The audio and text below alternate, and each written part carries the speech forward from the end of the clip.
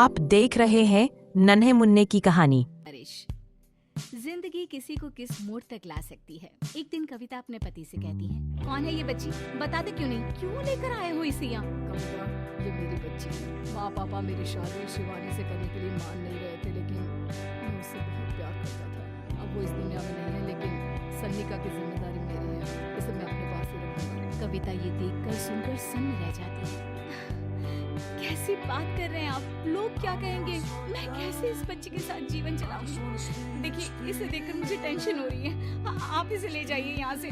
मेरी भी तो बेटी है, मैं उसका हक कैसे मार दूं? दिनेश कविता को किसी तरह समझा लेता है। देखो सन्निका, ये आज से तुम्हारी माँ है, इन्हें तुम्हें माँ कहना है। कविता को तो सन्निका को देखना भी गवारा नहीं है, फिर वो उसकी माँ कैसे बन पाती? और शायद दिनेश भी ये हकीकत जानता था, खुद से।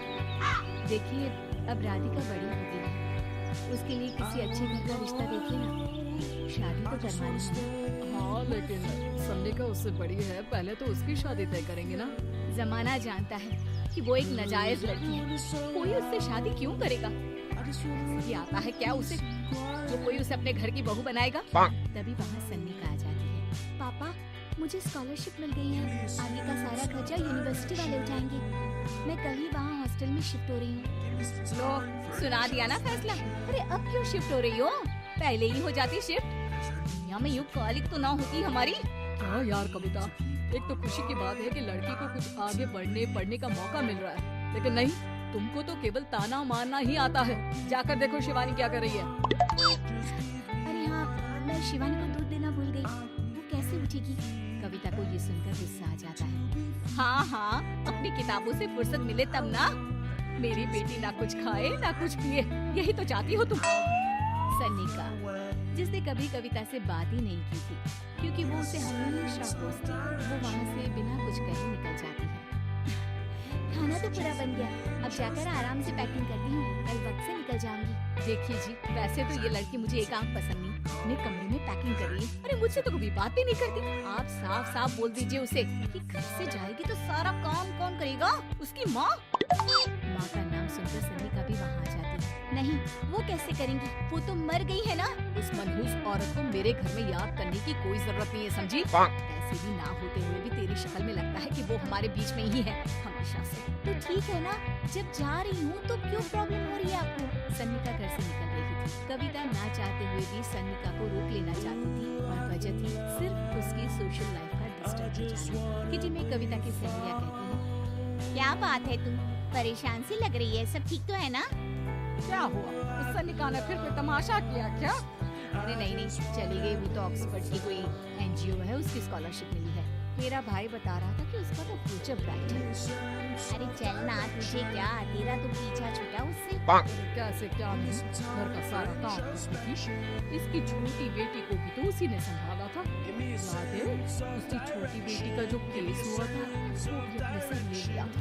हाँ, तो बदले में सारा खर्चा भी तो हम लोग ही उठा रहे थे ना। और पता है, वो मुझसे बात भी नहीं करती, जैसे पता नहीं मैं ही उसकी माँ के मरने के लिए जिम्मेदार हूँ।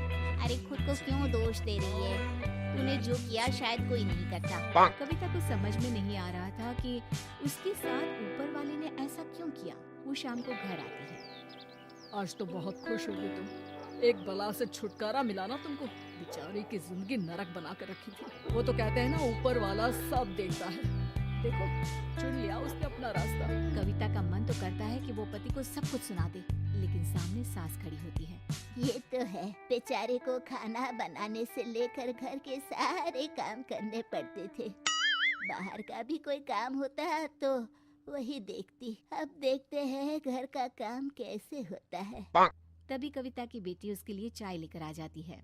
लो माँ चाय। कैसी रही किट्टी? अच्छी थी बेटा। खाने में कुछ बनाया है क्या? हाँ, सन्निका दीदी जैसी ही सब्जी बना दी है, आप रोटी बना लो। और हाँ, कल मैं चली जाऊंगी इलेक्ट्रिक बिल और राशन लाने के लिए। अच्छा, पैसे मैं दे दूंगी। सन्निका कार्ड दे गई है ना? हाँ माँ, एक कार्ड तो देकर गई है।